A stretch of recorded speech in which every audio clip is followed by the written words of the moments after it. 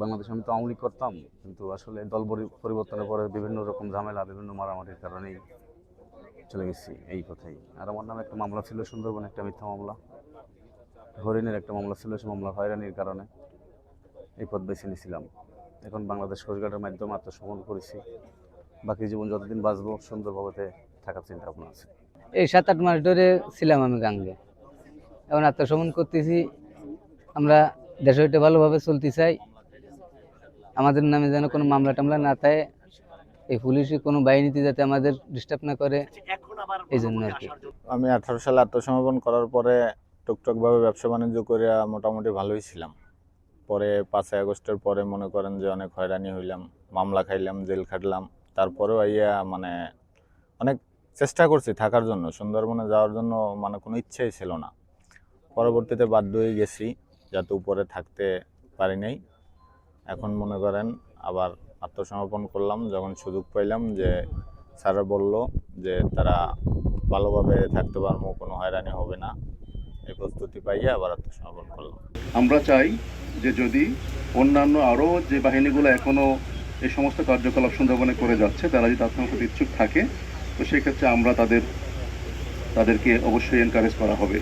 তো আমি প্রথমত এই মুহূর্তে যারা আত্মসমর্পণ করে তাদের উদ্দেশ্যে কিছু কথা বলতে চাই, তারপরে আমি আমার ব্রিফিংটা আমি দিব।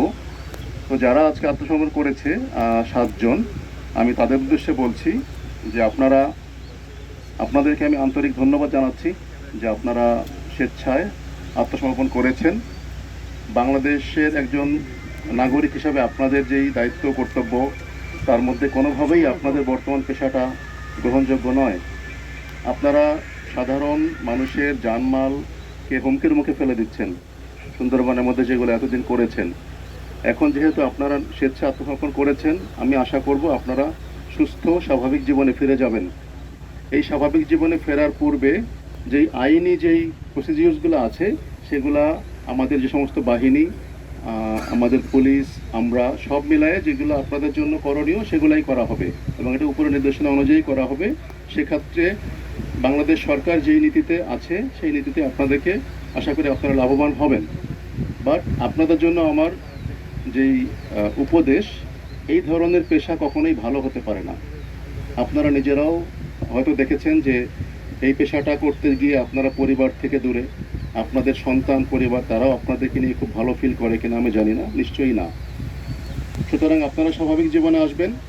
আপনাদের এই স্বাভাবিক জীবনে আসার জন্য যেহেতু আপনারা স্বেচ্ছায় এসেছেন, আশা করি আপনাদেরকে যতটুকু সাহায্য সহযোগিতার প্রয়োজন হবে, বিভিন্ন বাহিনীর পক্ষ থেকে হোক বা আপনাদের এলাকার যারা স্থানীয় প্রতিনিধি থাকবেন, আমার ধারণা আপনারা সেই সহযোগিতাগুলো সবসময় পাবেন।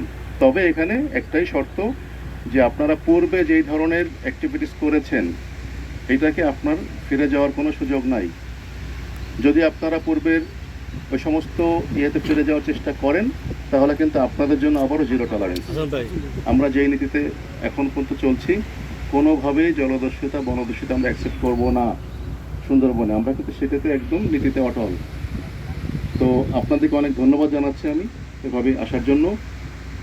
আপনাদের মাধ্যমে যদি আরও কেউ আপনাদের অন্য কোনো সহযোগী বলেন, অন্য কোনো বাহিনী বলেন, দস্যু বাহিনী, যদি কেউ এভাবে আসতে চায়, তাদের জন্য আমাদের মেসেজ যে এটা আপনারা এই সুযোগটাকে কাজে লাগাতে পারেন।